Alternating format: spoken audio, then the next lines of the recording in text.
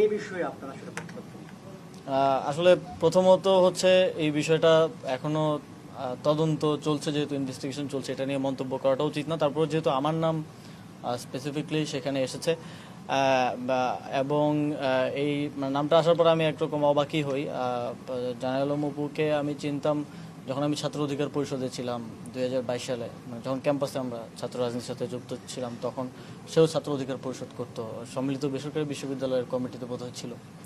তো তখন চিনতাম, কিন্তু গত 2024 সালের 5ই আগস্টের পরে তার সাথে আমার কখনো কথা বা দেখা হয় না। এবং এই ধরনের একটা ক্লেম আসার পরে তারপরে আমরা আবার আরেক জায়গা থেকে জানতে পারলাম, আজকেও কিছুক্ষণ আগেও আমি ক্যাবিনেট থেকে বের হয়ে দেখলাম যে একজন সংবাদ সম্মেলন করেছেন, তার স্ত্রী পরিচয়। আমি খোঁজ নেওয়ার চেষ্টা করছি যে আসলে কী ঘটনা, তবে তিনি সেখানে দাবি করেছেন যে অপুকে গুম করে নিয়ে এই স্টেটমেন্ট আদায় করা হয়েছে জোরপূর্বক। যদি এরকম কিছু হয়ে থাকে, এটা আসলেই অত্যন্ত শঙ্কাজনক। 5ই আগস্টের পরের বাংলাদেশে আমরা যদি আবারও আগের মতো, এটা আসলে ঢাকা বিশ্ববিদ্যালয়ের গেস্ট রুম হতো, আপনারা জানেন আমাদের এখানে আয়নাঘর ছিল, যেগুলো 5ই আগস্টের গণঅভ্যুত্থানের ফলে এখন অকার্যকর।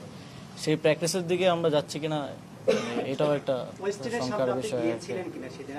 সিসিটিভি ফুটেজে দাবি করা হচ্ছে যে আপনি বাইকে চড়ে গিয়েছিলেন, ঠিক ভোর রাতে।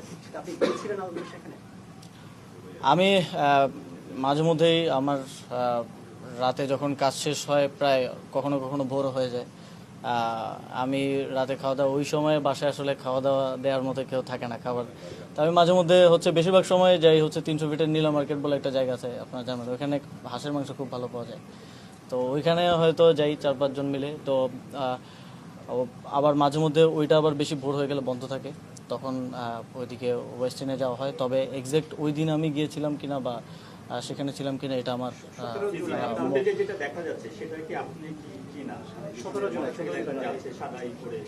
এখন দেখেন সিসিটিভি ফুটেজে হেলমেট পরা যে কাউকে যদি আমাকে বলে দাবি করা হয়, এটা কতটুকু আসলে বিশ্বাসযোগ্য বা কতটুকু, আমি এই বিষয়ে আর বেশি কিছু বলতে চাই না, কারণ এটা তদন্তের অধীনে একটা বিষয় যেহেতু। তারপরে অনেক কিছু বললাম, কারণ আমার বিষয় যেহেতু এলিগেশন আসছে, আমি সেজন্য বললাম আর কি।